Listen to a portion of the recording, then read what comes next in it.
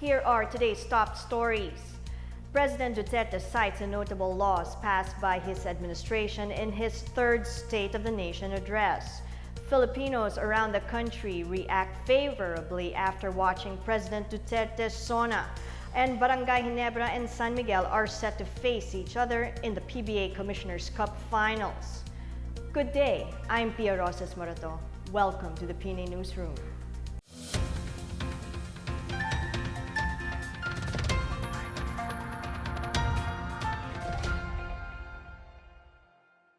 The whole country was all ears as President Rodrigo Duterte delivered his shortest State of the Nation address. His speech covered the basics of his administration's policies. Romdulfo has this story. True to his promise, President Rodrigo Duterte on Monday delivered his third State of the Nation address, or SONA, in about 48 minutes, making it his shortest SONA yet. The president began his SONA by saying that his controversial war on drugs is far from over. I can only shudder at the harm that those drugs could have caused had they reached the streets of every province, city, municipality, barangay, and community throughout the country. That is why the illegal drugs war will not be sidelined.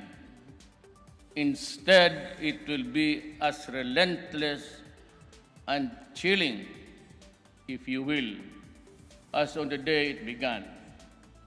He then warned other government officials from being involved in corrupt practices. The president also thanked Congress for the passage of important laws, including the Ease of Doing Business Act and the Train Law. He also thanked soldiers and police officers for protecting the residents of Marawi City from the Maute ISIS group. The president meanwhile reiterated his vow for the government to pursue an independent foreign policy, but at the same time reach out to all nations, especially the ASEAN. Despite the improved relationship between the Philippines and China, the president said this does not mean the government will abandon its commitment to defend the country's interests in the West Philippine Sea. The president also emphasized the importance of protecting the environment, such as efforts to rehabilitate the country's top tourist destination, Boracay Island. In closing, he again emphasized that he had no plans of staying in power beyond his term once a shift to a federal form of government takes place. For the PNA Newsroom, I'm Romdulfo. President Rodrigo Duterte thanked the consultative committee for drafting a federal constitution and submitting it to him last July 9. In his SONA, Duterte noted that the four previous administrations failed to amend the constitution, which is why he is thankful for the CONCOM's efforts. Duterte stressed that he has no intention to stay beyond the end of his term in 2022, regardless of what constitution is in place. Duterte approved the CONCOM's draft federal constitution in toto upon submission to him, except for transitory provisions. The president said he wanted to step down as early as 2019 should the Filipinos ratify the federal charter. The final copy of the draft federal constitution requires an election of a transition president and transition vice president in tandem within 6 months from ratification of the constitution. It also forbids Duterte from running in the 2022 general elections. Former President and now House Speaker Gloria Macapagal Arroyo has vowed to carry out the legislative agenda of President Rodrigo Duterte as she takes on the helm of the lower chamber of Congress. Arroyo was elected as the new House Speaker after getting a total of 180 votes. Only 12 lawmakers abstained from voting. The House reached a majority vote to formally install Arroyo as the new Speaker, replacing Davao del Norte Representative Pantaleon Alvarez.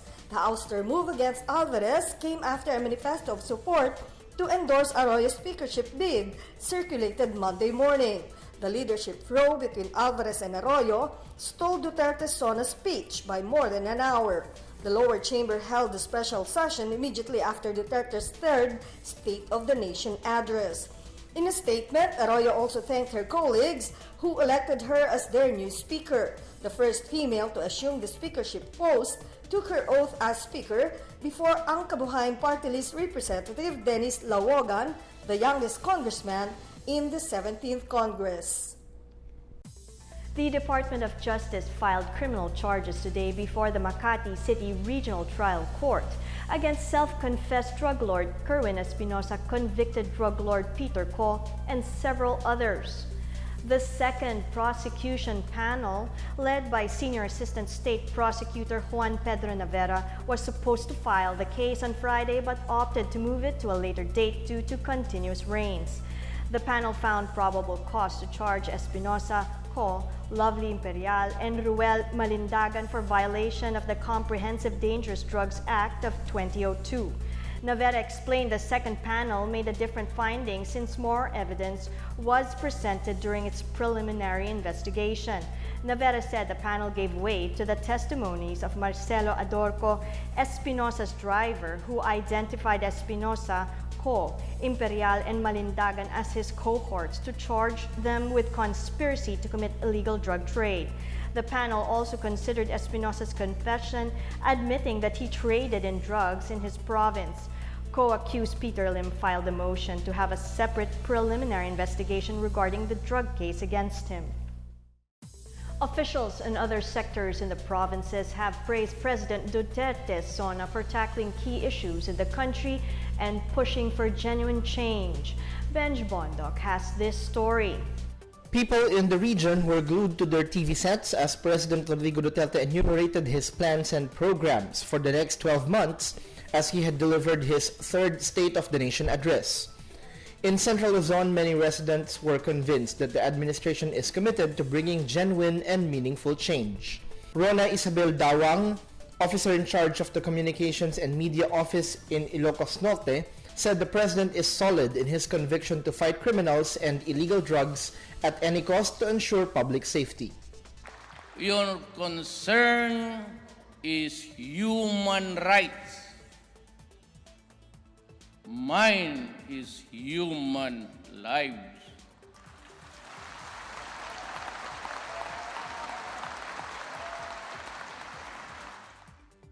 Dr. Alfonso Simon, Batanes State College president, hailed free tuition as one of the president's biggest accomplishments. The business sector in Negros Oriental commended President Duterte for the implementation of ease of doing business, the fast-tracking of the entry of the third key telco player, and the Negros Federated Region. Eastern Visayas Labor Regional Director Cyril Ticao praised Duterte for asking Congress to pass a law prohibiting illegal contractualization. NEDA Regional Director Bonifacio Uy said they are happy to hear him urging Congress to enact policies which are helpful to Filipinos. Among these are the National Land Use Code, Train Law Package 2, and rice tariffication. Meanwhile, folks in Cotabato gave President Duterte a rating of 8 from a scale of 1 to 10 despite the failure of the House of Representatives to ratify the proposed Bangsamoro Organic Law. In Pangasinan, Duterte was praised for not deviating from what they called his visionary speech, while Ilonggo said his speech was straightforward. For the PNA Newsroom, I'm Benj Bondo. Still to come, President Duterte reiterates his call to pass the second package of the train law. Baguio City officials study the expansion of the city's no plastic ordinance. These and more when the PNA Newsroom returns.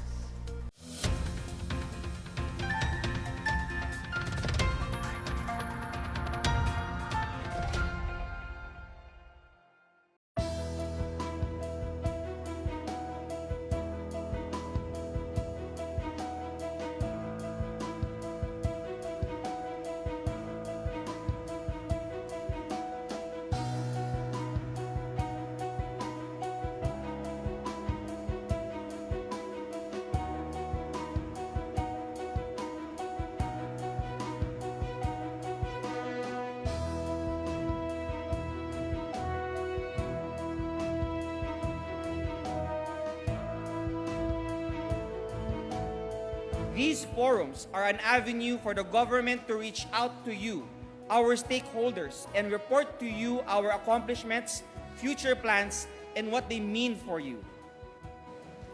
As the President's partners in ensuring the real change will happen and will truly benefit the people, we request your continued support collaboration, and participation to the administration whole of the nation approach towards a better Philippines for the Filipinos.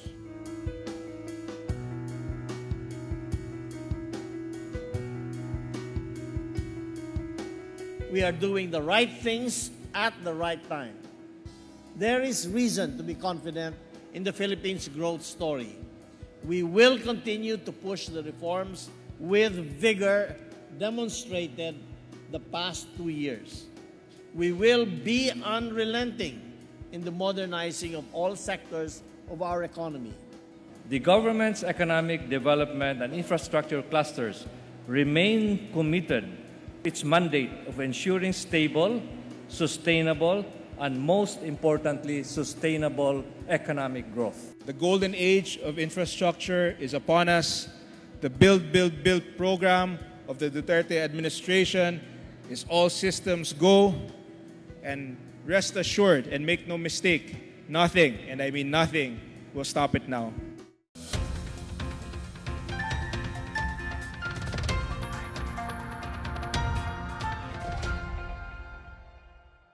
President Rodrigo Duterte is pushing for the continued implementation of the train law with the approval of the second tax reform package for corporate taxes. Miguel Hill has a story. President Rodrigo Duterte urged lawmakers to approve tax reform measures as he called on all sectors not to prevent their implementation, since the move would ensure that jobs would be made available to Filipinos. In his third State of the Nation address, the President said he is hopeful for the passage of the second tax reform package by the end of 2018. The second package of the comprehensive tax reform program aims to cut corporate income taxes and make this in line with counterparts in the region. Lowering of taxes for businesses will allow micro, small, and medium enterprises to have higher capital and employ more people. This matter is urgent. Do not be part of the problem by ignoring it. I hope to sign package 2 before the year ends. I urge Congress to pass it in form that satisfy our goals and serves the interest of the many, not just the wealthy few. The President said that by the end of July this year, he is optimistic that there will be 5 tax package measures filed in Congress. The other packages target to update taxes on investment products, mining, and alcohol, among others. Train is already helping poor families and senior citizens cope up with rising prices. We have distributed unconditional cash transfer to 4 million people and will help 6 million more this year. Finance Secretary Carlos Dominguez III echoed the President's statements, adding that they will extend all technical support that Congress needs in ensuring the package of Train 2 this year. For the PNA Newsroom, I am Miguel Hill. The House of Representatives ratified today the Bicameral Conference Committee report on the Bangsamoro Organic Law, or BOL. The ratification of the BOL was the first item completed on the agenda of newly elected House Speaker Gloria Macapagal Arroyo. President Rodrigo Duterte was expected to sign the BOL before the third State of the Nation Address, or SONA, but the lower chamber failed to ratify the measure following a leadership shakeup. He has vowed to sign it within 48 hours after the SONA. The BOL seeks to create a new Bangsamoro political entity that would replace the Autonomous Region in Muslim Mindanao, or ARMM. The region covers the current ARMM provinces such as Tawi-Tawi, Sulu, Basilan, Lanao del Sur, and Maguindanao. The bicameral panel approved the reconciled BOL last July 18. The city government of Baguio is considering expanding the coverage of its no plastics policy to include not just the ubiquitous sandbags, but also plastic straws, cups, and containers.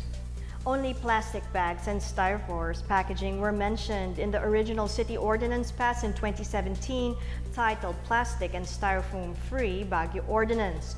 Residential areas, businesses, and schools are also being considered for inclusion in the plastics ban, aside from government offices and the Central Business District. Councilor Elaine Sembrano says the planned revisions are now being drafted after an initial dialogue between the City Council and various concerned sectors about the ordinance.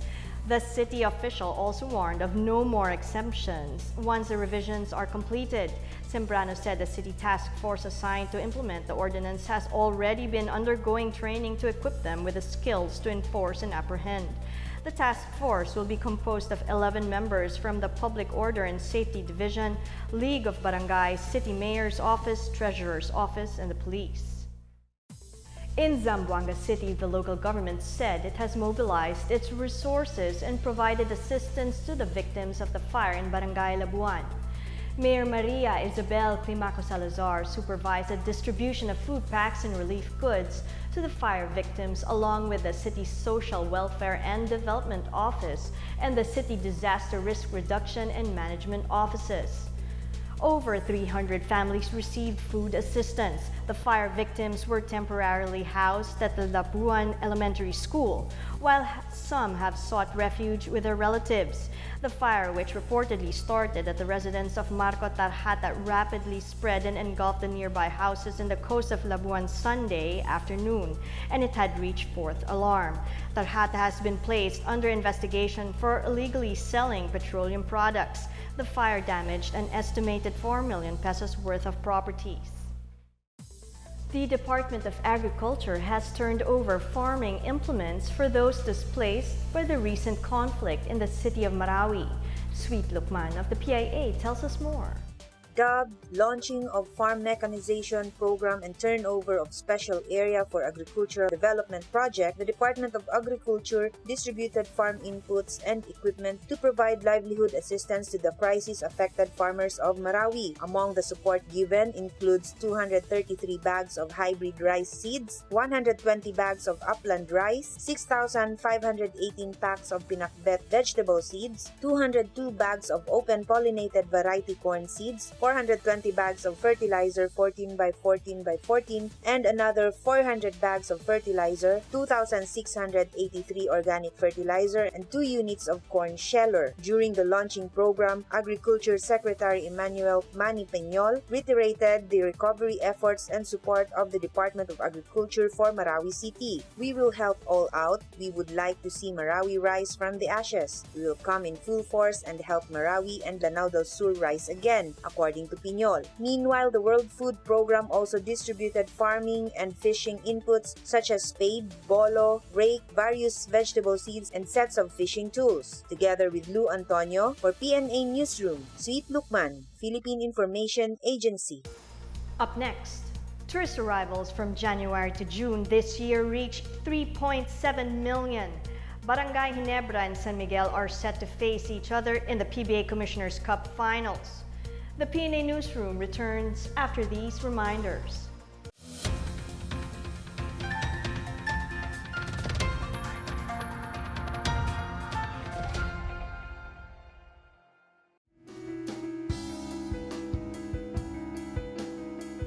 The Philippines has received an Open Budget Index score of 67 out of 100, making the Philippines #1 in Asia in terms of fiscal openness.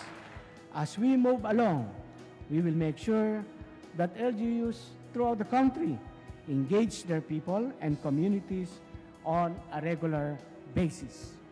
Truly, the roadmap to achieving an improved quality of life for all may not be easy for us, but we affirm continuously that alone we can only do so much, but together as one family, we can do everything.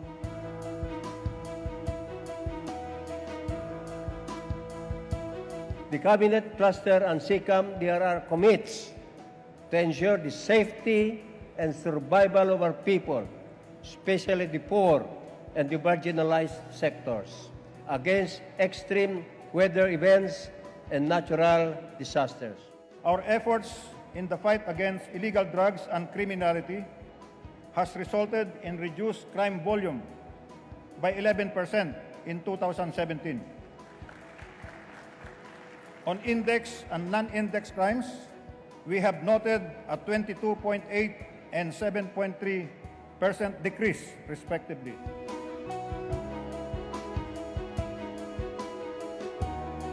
Decisiveness in the leadership of our President Duterte and the immediacy of acting on the problems at hand are characteristic of our new government. The state of our nation has gained deep moral compulsion to do what is good and to act on what is right. This is the unifying force that has done away with pettiness and politicking.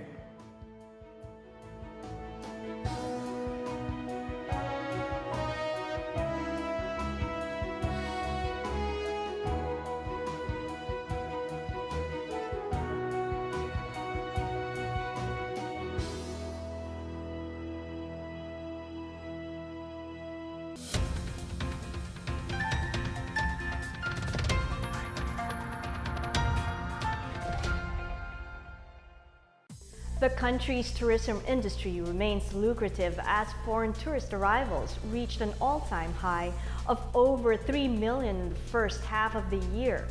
South Korea remains as the country's top tourist market for the first half of the year, followed by China and the United States.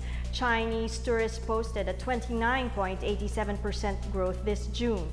Tourism Secretary Bernadette Romulo Puyat says they are confident that the country is on track with its 2018 target for international arrivals.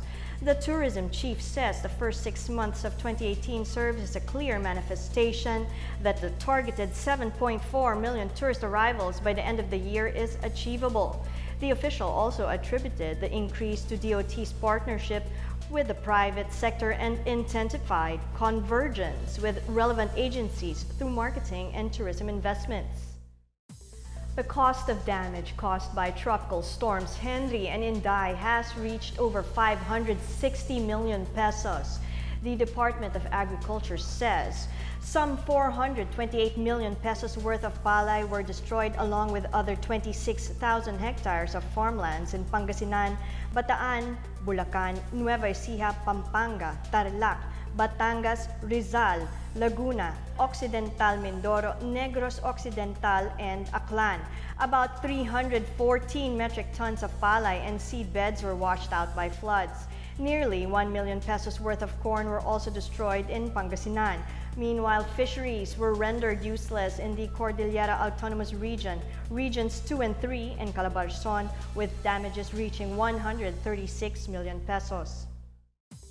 In sports, the Barangay Ginebra Kings will face a San Miguel Beermen in the best-of-7 PBA Commissioners' Cup Finals.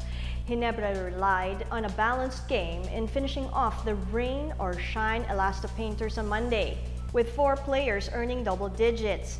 Greg Slaughter finished with 19 points, 6 rebounds, and 3 assists, and Joe Devans contributed 19 points, 6 assists, and 2 steals. From the backcourt, L.A. Tenorio chipped in 16 points, while Scotty Thompson gave 6 points, 10 rebounds, and 3 steals. Reggie Johnson made 22 points, 16 rebounds, 5 assists, 3 steals, and 2 blocks, but fell short in saving rain or shine. Last Sunday, the San Miguel Beermen took the first seat in the PBA Commissioners' Cup Finals after eliminating Alaska Aces 104-99. Junmar Fajardo led the Beermen with 26 points, 12 rebounds, 2 assists, and 2 blocks. Diamond Simpson made 24 points, 21 rebounds, 4 assists, 3 blocks, and 1 steal for the Aces. Today, we feature the wives of the administration's cabinet secretaries who reached out to residents of Marawi by way of a medical mission for those with healthcare needs. Sweet Lukman files this report. The wives of the Cabinet Secretary, in partnership with World Surgical Foundation Incorporated and Amay Pakpak Medical Center, has a surgical outreach program at the Amay Pakpak Medical Center, Marawi City. It aims to help Marawi residents and to provide surgical procedure for children aged 1 to 18 years old. According to Dr. Amina G. Rasul of the Surgery Department, the screening of patients started on the 4th of June until the first week of July this year. 64 patients were were screened and 45 of which are scheduled for surgery. Patients with cleft lip and cleft palate are mostly in the list for procedure according to Rasul. However, patients with closure and creation colostomy, inguinal hernia, congenital pediatric surgery, and other afflictions are also to be treated. Dr. Marcus Lester Suntay of the World Surgical Mission with his team leads the said mission on providing medical services for Marawians. Suntay also pointed out that former DOH Secretary Pauline Obial mentioned last year that the DOH has medical missions and welcomes them and accepts surgical missions as well for Marawi. Last year when I met Secretary Obial, with regard to surgical missions, DOH welcomes that. So our mission and vision also for the foundation is to work hand in hand with the local government to help the surgical needs of the country. The Wives of the Cabinet Secretaries has been collaborating with both public and private institutions to extend immediate and heartfelt assistance for the Marawi brothers. It can be recalled that they have been distributing relief goods during the early months of the Marawi siege. Jamil Datu Harun of Barangay Marawi, Marawi City is thankful and hopeful for the success of his 7-year-old son's operation. Papasalamat po kami dahil nagkataon na itong anak ko na nabigyan ng chance na maoperan dahil sa programa nilang binigyan nila. For PNA Newsroom, Sweet Lukman, Philippine Information Agency. Let's now check out the weather forecast for Metro Manila and the rest of the country.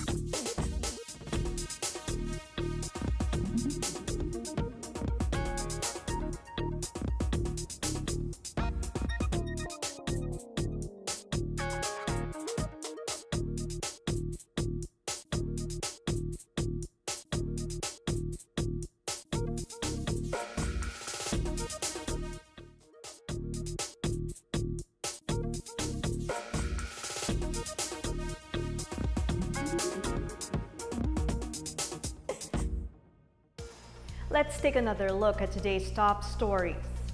President Duterte cites the notable laws passed by his administration in his third State of the Nation address. Filipinos around the country react favorably after watching President Duterte's SONA. And Barangay Ginebra and San Miguel are set to face each other in the PBA Commissioner's Cup Finals. Thank you for watching another edition of the PNA Newsroom. To check out these and other stories, visit the PNA website or follow the Philippine News Agency on Facebook and Twitter. For more stories about the government and how it serves the Filipinos, look for these hashtags in all of our social media platforms and websites. And that's your daily dose of the latest news and information that you need to know from the PNA Newsroom. I'm Pia Rosas Morato. Good day.